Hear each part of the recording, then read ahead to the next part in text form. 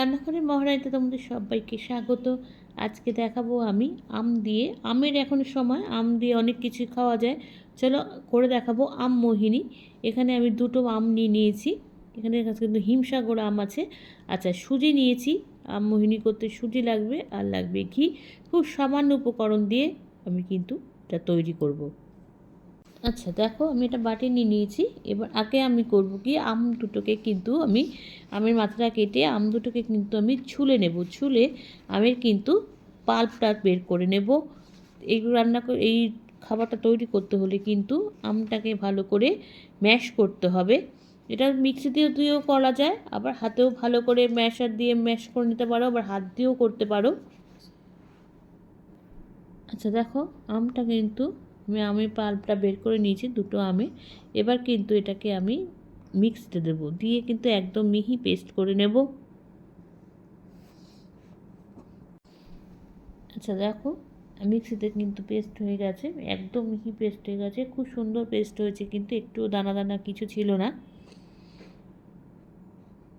আচ্ছা দেখো, কড়াইটা কিন্তু আমার গরম হয়ে গেছে, কড়াইটা বসিয়েছি, কড়াইটা কিন্তু গরম হয়ে গেছে। এবার কিন্তু প্রথমে দিয়ে দেবো ঘি। কড়াইতে কিন্তু রান্নাটা কিন্তু আমাকে করতে হবে ঘিতে।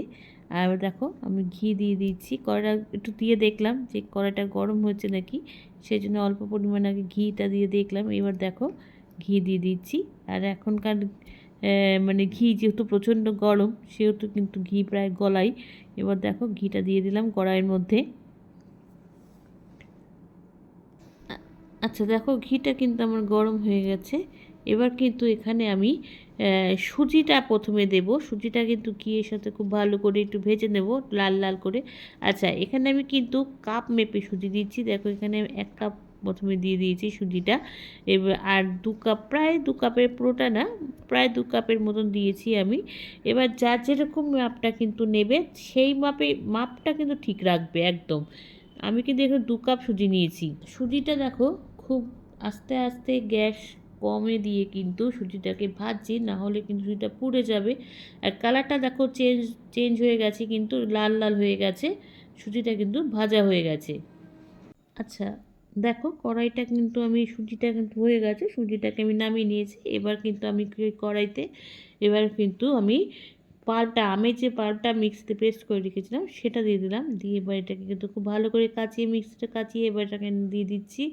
আচ্ছা, এটাকে কিন্তু খুব ভালো করে জাল দেব, আস্তে আস্তে দেব, একদম লো ফ্লেমে দেব, কেননা বাড়িয়ে দিলেই কিন্তু তলায় লেগে যাবে, তখন সেটা কিন্তু পুড়ে যাবে। সেজন্য একদম আস্তে আস্তে এটাকে জাল দিতে হবে।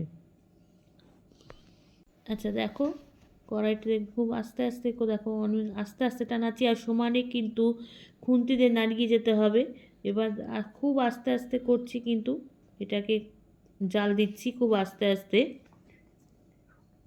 আচ্ছা দেখো, আমের পাল্পটা কিন্তু অনেকটা কমে গেছে। এবার যে সুজিটা আমি ভেজে রেখেছিলাম ঘি দিয়ে, এবার সেটাকে কিন্তু আমি কড়াইতে দিয়ে দিচ্ছি। দিয়ে কিন্তু এবার সুজিটা কিন্তু খুব ভালো করে আমাকে আমের সাথে মেশাতে হবে।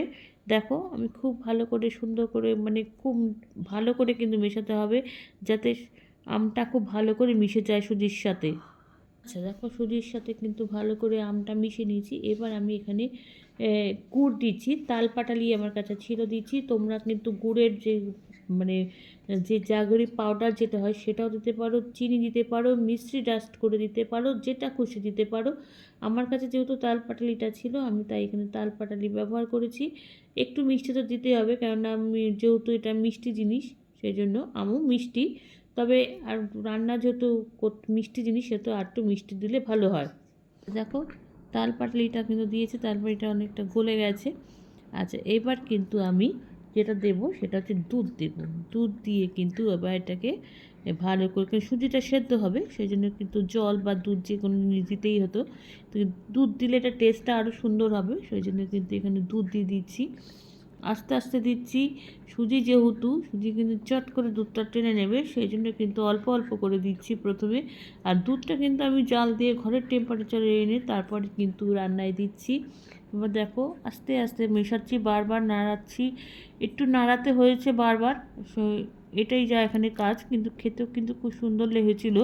আর তোমরাও কিন্তু এভাবে বাড়িতে ট্রাই করে নিতে পারো, নতুনত্ব খাবার।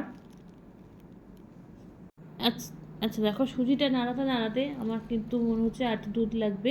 সেজন্য আমার যে দুধটা ছিল আমি পুরোটাই কিন্তু দিয়ে দিলাম সুজির মধ্যে। এবার আবার খুব ভালো করে মেশাবো। তারপরে কিন্তু এটা মেশাতে মেশাতে দেখবে একদম দুধটা টেনে যাবে। অনেকটা কিন্তু মোহিনীটা অনেকটা হালুয়া টাইপেরই হয়েছে। যেহেতু আম দিয়ে করেছি সেজন্য নামটাও কিন্তু অন্যরকম হয়ে গেছে, আমমোহিনী। দেখো একদম তৈরি হয়ে গেছে আমার কিন্তু আমমোহিনী।